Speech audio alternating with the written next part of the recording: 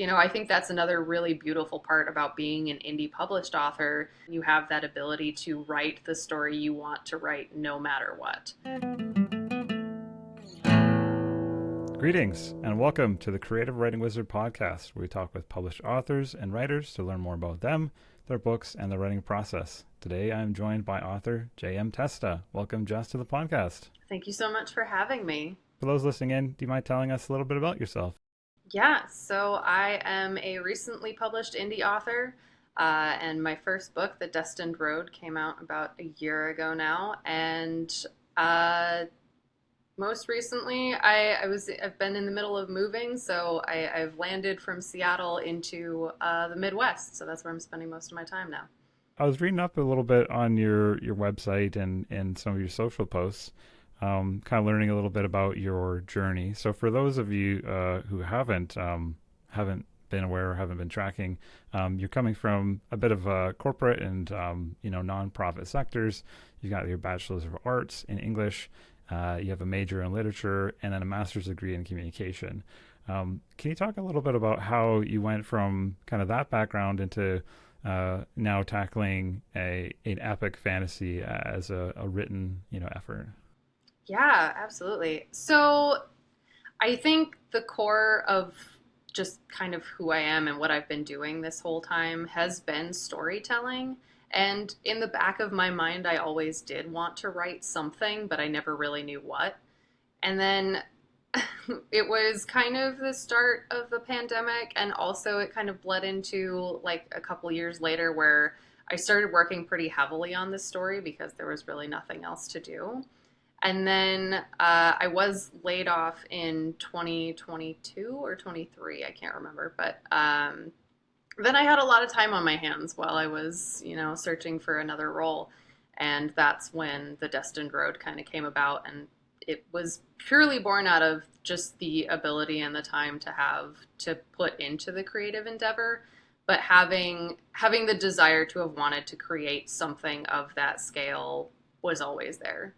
And I think, being able to learn all I have from creating stories for other people and, having the like literature background and the writing background for university, I think it was a pretty easy transition into learning and developing and writing my own book. Yeah, and you mentioned in your interview with the Harness magazine how you use a little bit of the NaNoWriMo 2022 and 2023 to help kickstart this book. I've never personally participated in NaNoWriMo, and I know there's a bit of a controversy at the moment with it. But how did you find that experience of being part of like a global effort of let's write a book month?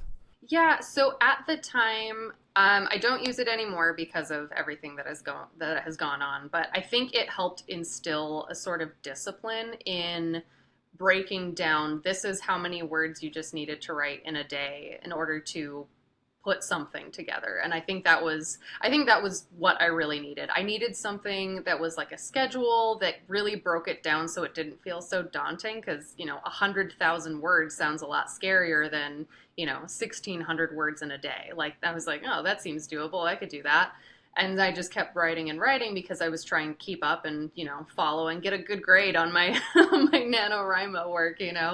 So forever the academic, I think. But yeah, I think the purpose of finding a sort of schedule and seeing it broken down was really helpful in starting out and feeling less overwhelmed and trying to get something done and put together. But now that that they've done what they've done, but I do have that experience and I'm able to much better manage my own time and my own word counts to meet goals. Yeah, and I was watching a bit of your YouTube videos that you uploaded a while ago on the Yeah, writer makes videos, yeah. and I thought you had a really interesting approach to storytelling that I haven't heard this thus far. Is that you mentioned that you at least with this story potentially that you start with a map and that you Mhm. start like building out like physical locations and that helps to define timelines and then you're able to kind of visually understand what's going on with the story. I thought that was a pretty unique approach. Do you mind talking a little bit about Sure. Thanks for thanks for watching those at that? all. It has been a while since I've done a video, and I keep thinking about doing them more, so I might go back to that. But yeah, I think for me personally, because I'm a very visual learner, it takes a lot for me to kind of immerse myself into, what I need the scene to look like and what I need the scene to do. But if I can sit there and kind of visualize, a hill over here or a river over there, I feel like I understand better where my characters are walking and like what they're seeing, what they're smelling, what they're thinking about their environment. It's easier to imagine like if it's cold, like what would the environment look like if it was summer versus winter. And I feel like starting with that kind of visual representation of a location, for me at least, was very much an easy segue because we walk around in environments all the time, and you can take that kind of knowledge and that experience and really translate it into a place that you've never been before. So if you have a map of a state you've never seen before or a country you've never seen before, you have an idea of like what's going to be there based on the visual representation that you're given, and you can kind of imagine what's going to happen. And I think it's just an easier approach for someone like me who I said is a visual learner. It felt like it made a lot more sense, and it turned out to be the easiest way to do things. And I've done that a lot for book two. I started with the map, and I'm working my way through each of spoiler alert, the islands that exist in the second world. So Yeah, and I'll put a link in the description because I feel like people definitely should check these videos out. thank you. I was watching it. I'm like, my gosh, there's so much like quality information packed into this video. So definitely people check it out. But you mentioned around a book two. My understanding is that this is part of a trilogy that you're looking to write. I guess the question to you is when you're approaching this story, you wrote the first book. Did you start with the concept of that you wanted it to be a trilogy? I know that there's some Tolkien inspiration going there, so maybe some parallels between that. How did you approach the overarching story, and how did that kind of come out? Yeah, so I think just from an ambition standpoint, I said trilogy and ran with it. I didn't anticipate doing anything more or less. That was just kind of the goal. I thought three parts, three stories, three different books, and I just ran with it that way. Yeah, it's always been a trilogy as far as I can remember. I had thought, and I really did. You were correct, and there's a lot of influence from Tolkien, and that's also kind of the overarching theme of my books in general, is that I wanted to create a new classic fantasy that people could feel like they've known for a long time, but maybe have just left on their shelf and haven't picked up in a while. But the story for people is entirely new because it hasn't been written. Um, at least, I mean, the tropes and things that are in there may be recognizable to some for sure. But the story in its entirety and the characters is new, but it's that kind of comforting return to classical fantasy. Totally, yeah. I got that vibe out of it, and definitely there were some moments where I could see some of that Lord of the Rings inspiration coming through. Specifically, I don't know if this is intentional or not. There's a moment where one of the characters is talking to a dwarf, and he specifically says something to the effect of they're trying to jump over a certain area, and the one character says to the dwarf, "I can help you across." And he's like, "No one tosses a dwarf." No one And I does just a like, dwarf, yeah. there's just I had to laugh at that moment. Yeah, it's a nod. There's definitely several nods to the greats that exist in classic fantasy, and that is absolutely one of them. I think it's just such a funny scene to imagine, and it works so well. I guess the question to you is, I noticed that, as you mentioned, that this is a new take on that kind of the vibe. There are definitely, like some of the things that people might be more familiar with, like you have elves and dwarves and humans, that are maybe more standard for a Tolkien-esque fantasy. But then you also introduce other types of characters, other races, other like systems within that world. How did you decide like what to include from some types of fantasies that people are like maybe more familiar with versus like taking your own spin on it? Yeah, so I felt generally that the types of I guess in your in reference to your the elves, the dwarves, the things like that. Um, it was very easy, I think, to write for a first novel. This is the first like big creative endeavor that I've ever done. So writing within a comfort was kind of where I was headed with that. And the way that it evolved with the different kinds of characters and things that I ended up finding in the story, it really happened after I had finished up until part two of my book. It is broken into two parts, but originally part one was going to be the entirety of the book. And I got to that point and I realized that that wasn't the end of the story. That wasn't, I was like, this is not enough words. This is not, like, nothing has happened that I imagined happened. The outline did not stay the same. And then part two, instead of following kind of a strict guideline that I had set for myself in part one with an outline, I just started writing. I just started writing like what I was seeing as I was going through with these characters, because I had felt that I had gotten close enough to them that I realized we can do this together. Like we can walk this journey together and see what we see. And as a result, yeah, they're known as the Drakari or Mordeth in the story, and they are kind of these unknowns. They're not really traditional in any sense. They pull from tropes as you get to know the like traits that they exhibit and things like that. They do pull from other tropes of fantasy, but put together, their kind of being is wholly weird to a sort of classical fantasy setting. And I think that that was kind of the spin on it. And as I kept moving forward, I was like, oh, I can make these weirder. I could I could do more with this. I could take take the mystery of this sort of creature and really like weave it into the rest of the narrative. So it's just been a whole tale of discovery, really, from a writer's standpoint, at least.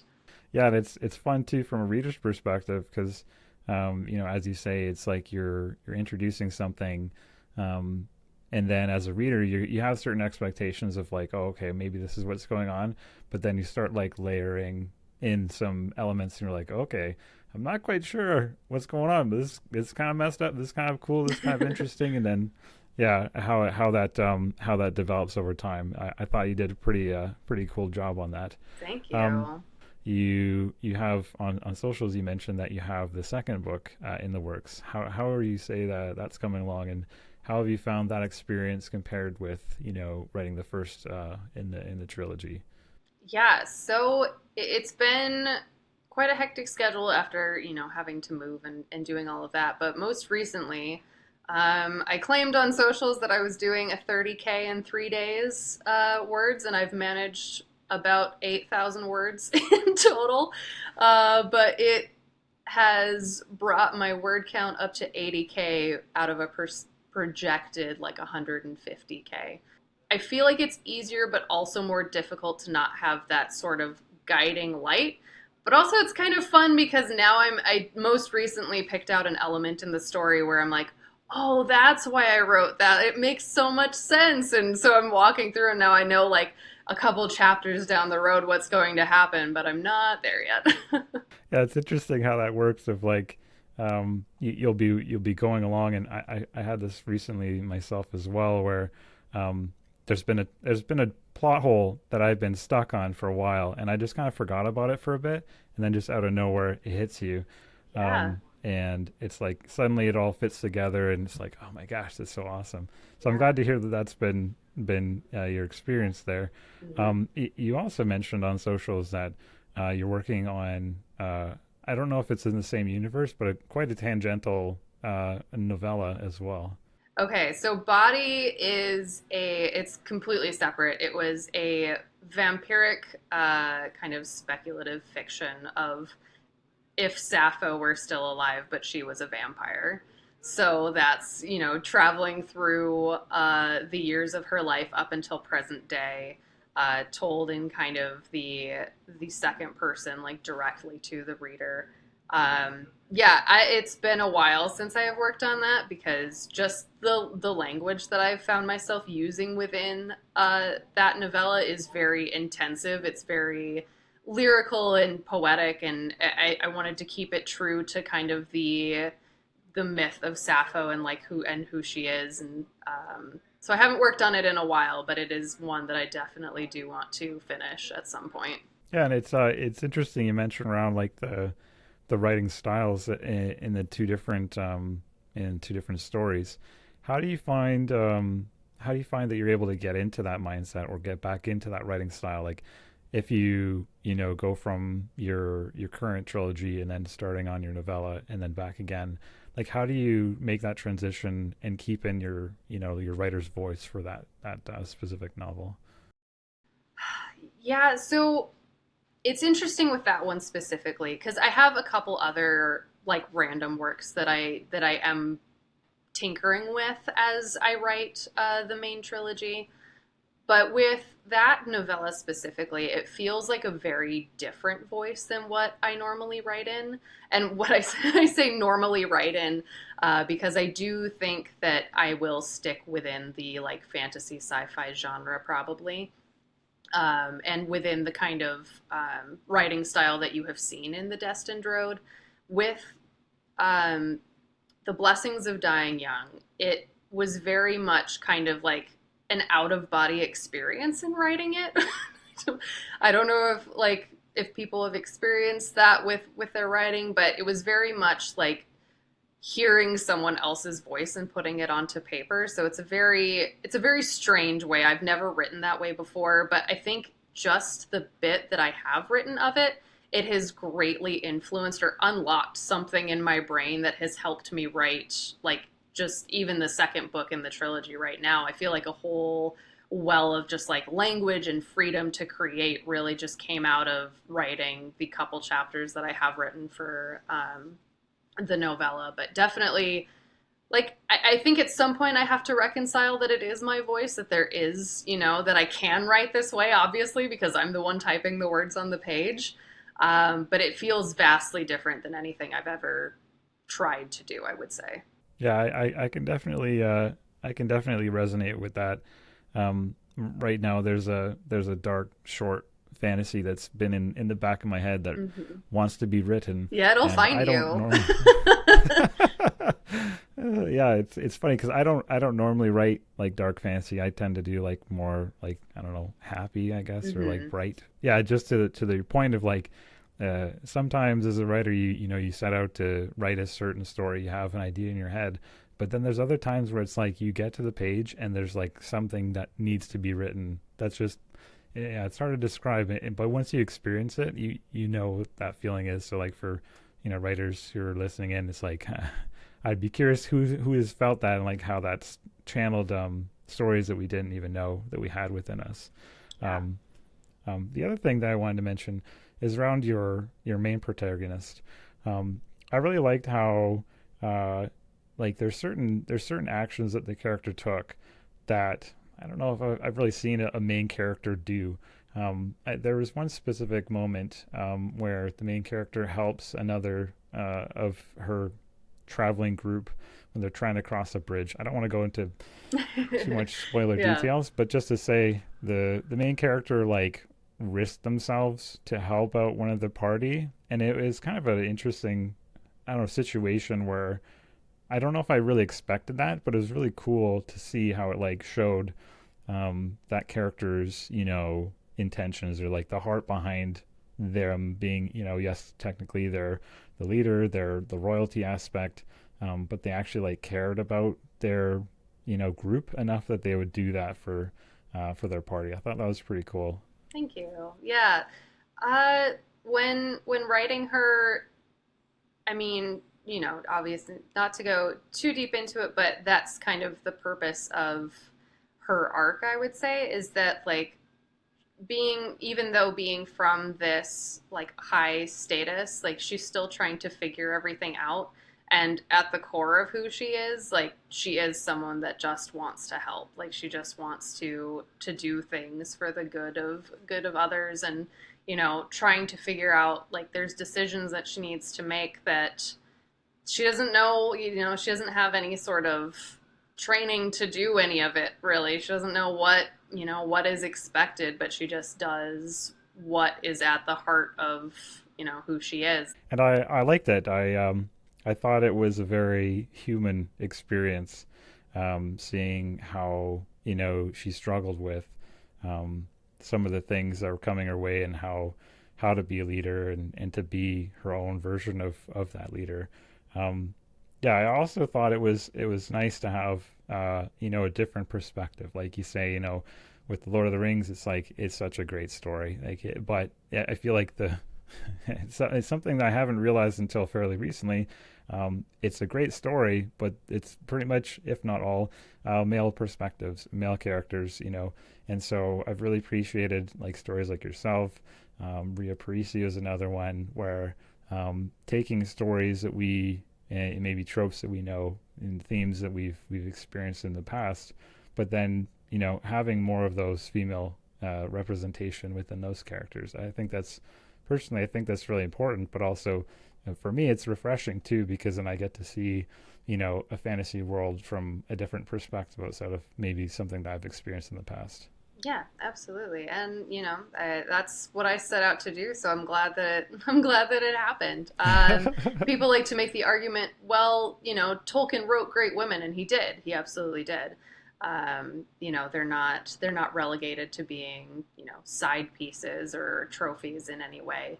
But yeah, I mean, there was no harm in bringing women to the forefront, and one of the things I wanted to do also was not make I didn't want a conversation about gender egalitarianism. I wanted women to be soldiers. I wanted them to, I wanted it to be normal. I wanted queer relationships to be normal.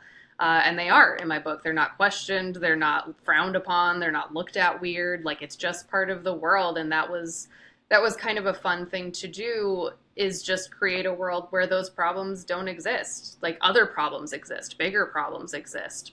Loving who you love and being who you want to be are not problems in my stories, and they never will be. Indeed.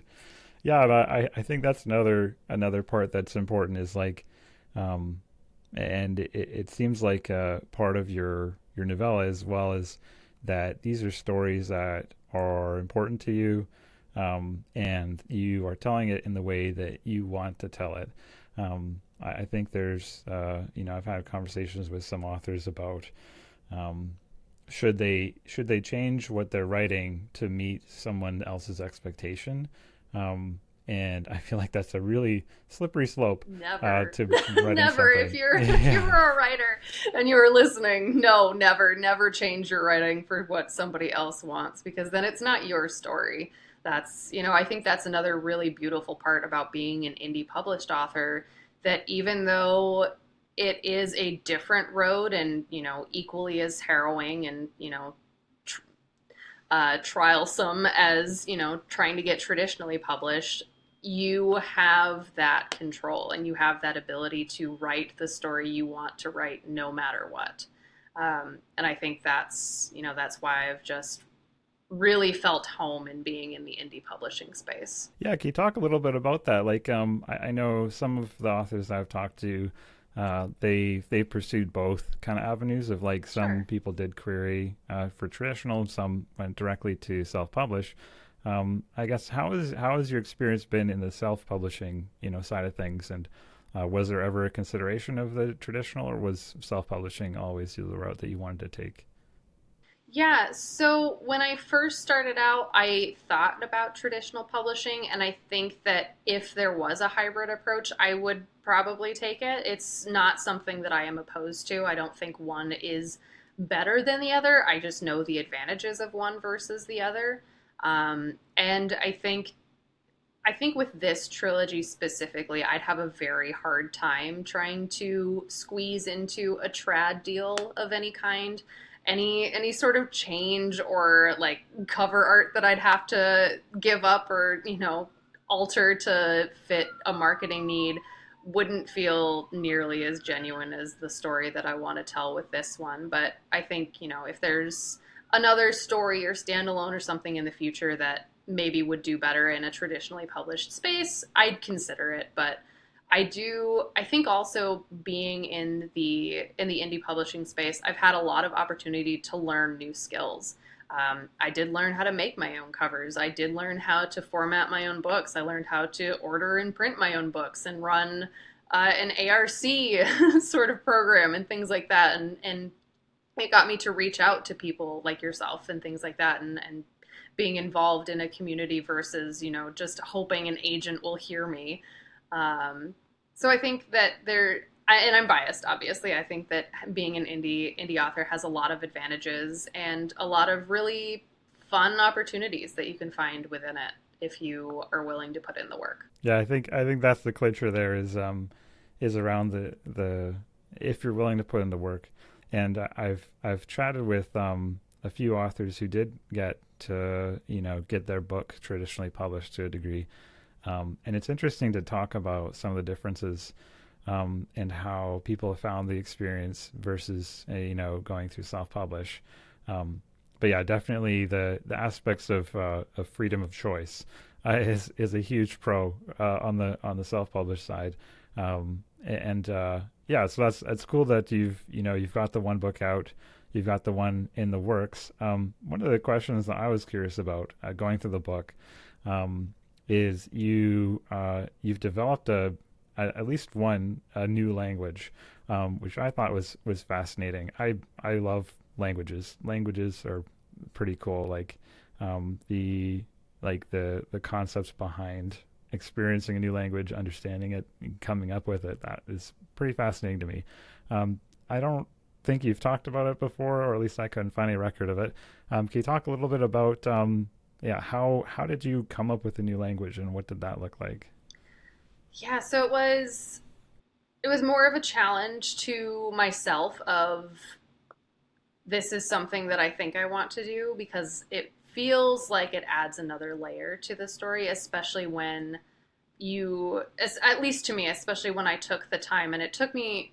I'm still like working on it as I go along, but creating the foundation of the language took at least a year, as far as I remember, to really hone it to the kind of sounds and the kinds of like meaning and conveyance that I wanted behind it, and it was a struggle to sit there and make sure that I wasn't just doing it just to copy Tolkien. And part of me was like, I want to get to that challenge. I want to do that, like he can do it, I can do it. But it was really, I think, a point where I could connect better to a culture that existed within the book. And it's the language that I worked on the most was the Elven language. Obviously, there is another one in there that is for the dwarves, and it's much less polished than the Elven one is. But I think it also helps with the story, and I found that there was an actual meaning to having developed it because the humans in the story, and it's part of the blurb on the back, so I don't feel like this is a huge spoiler. Everyone's fallen away from each other. Everyone has kind of relegated themselves to, their own people, their own groups. I mean, even the kingdoms of men are pretty separated from each other.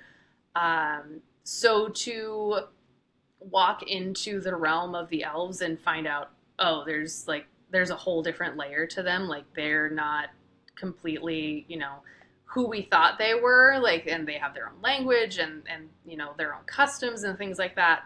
I think just was another element of world building that needed to exist in order to make a richer story. Yeah, I dig that, and yeah, as I say, I'm a huge fan of different languages, and it was definitely a part of the Tolkien universe that I was fascinated by is how in depth he went with his language, and yeah, to your point of like differentiating yourself, but then being inspired by as well. And I think that's pretty cool to take on, but also quite the challenge, I imagine. Of it's even got its own like character sets. Like if you Yeah. read through the story, like it's not just normal what would it be, romanized, I guess, Yeah. Yeah. characters. It's like new characters that you came up with, which is Mhm. pretty fascinating. Yeah, it's so I used a tool called Vulgarlang, and it's an online sort of software that helps you build languages. So it gave me a foundation once I found like the sounds, the consonants, the vowels, etc., that I wanted to work with, and then from there, as much as you put into it, you can get out of it. So it's a very helpful tool that I continually use to this day to keep refining the language and making sure that, I go back and reference it all the time. They have this really great feature called a smart translator. So it takes the information of your language and compiles it into the words you need as you're typing a sentence or whatever. So it's incredibly helpful. Tolkien was not as lucky as I was, so I don't mean to take a ton of credit for it, but yeah, it was a lot of work to refine. But yeah, it was very fun to do, and I probably will do it again at some point for another series. That's awesome. I guess in a similar vein to that, a lot of people who check out this podcast are aspiring authors or writers that are not quite yet at the end of the story or end of their book. What's something that you found that's been really helpful in your writing journey, getting to published, working on your next book, that you would want to share with other people who are maybe not quite at the same stage? Yeah. Um, well, I've said before, don't write for anyone else. That is a very good point that I stand by to this day. I don't write for anyone else. But another piece of advice that's kind of writing related. If you don't work on your novel by like physically writing, you are still working on your novel subconsciously. And that is the truest piece of advice that I had either read or heard from someone. I couldn't tell you where, but when I put down my novels, when I step away from writing for a bit, it's like you said, you hear something in the back of your head and you go, oh, I just figured it out. It's because your brain is constantly working on it, like even though you're not consciously aware of it. So I have really gotten to the point of just trusting myself. Like if I am sitting with writer's block and, I can't seem to get the words onto the page, I just step away and I'm not flustered by it. I don't feel bad about it because I know in the back of my head my brain is going, okay, I'm connecting this and this and this and putting it together. So then when I finally do feel the ability to sit down and write again, it's there. And it'll come to me at certain moments. And then, if the spark of of creativity comes to me at a random point in the day, then I get, really excited to sit down and write, even if I hadn't written for a really long time. So yeah, that's probably the biggest one I Totally. would say. Don't feel bad about not writing. Your brain is working on it. I can assure you. That's awesome. Yeah, that's great advice, and it's definitely something that I've experienced myself. And it's kind of shocked me when I've experienced it. Of like, yeah, I feel like as a task oriented type person, I want to do the thing. I don't want to not do the thing. But then there's times where I'm not even working on it. I'm over doing laundry or dishes or what have you, and then all these ideas just start percolating in my brain and just pop out of nowhere. So yeah, definitely a powerful a technique that I've experienced myself. Um, I guess is there anything that you feel like that you would want to talk about, or anything that as far as like about yourself or your stories that you feel like people would want to know that maybe isn't on the internet in some form or fashion? No, I think we've covered a really great swath of it. I hope people will read it. The second one hopefully coming out this winter, and the third one I have no set date, so nobody get too excited about that. But yeah, I want people to. I feel like it's a story that finds people when they need it, so I'm good with that. Very cool. Yeah, I dig that approach, and Yeah, I definitely recommend it. If people are, you know, fans of Tolkien, fans of that classic style of fantasy, I feel like they would probably enjoy this. And even if not, I I've read a lot of books that I probably wouldn't have normally read, and I found a way to enjoy them as well, just because as a writer, it's enjoying to explore different perspectives and different, you know, worlds that people have come up with. So yeah, I definitely would recommend it. As far as like you mentioned that you're, you know, maybe not as much on socials. If people wanted to find out about you, what is, you know, the best way to either get in contact with you if they want to, you know, nerd out about some, you know, thing in the book, or just in general to learn about your upcoming works? Yeah, so I am primarily on Instagram at Testa, and any sort of updates like where I'm at in sort of the writing process, you can find my book progress on my website at jtesta.com. And that's primarily it. That's where I sit. Pretty active on Instagram and always happy to have fellow readers or fellow writers reach out to me at any point and talk about books. Very cool. I'll include links to those in the descriptions. And yeah, thanks for taking some time to talk about yourself and talk about your writing in your books. Yeah, likewise. Thank you so much for having me.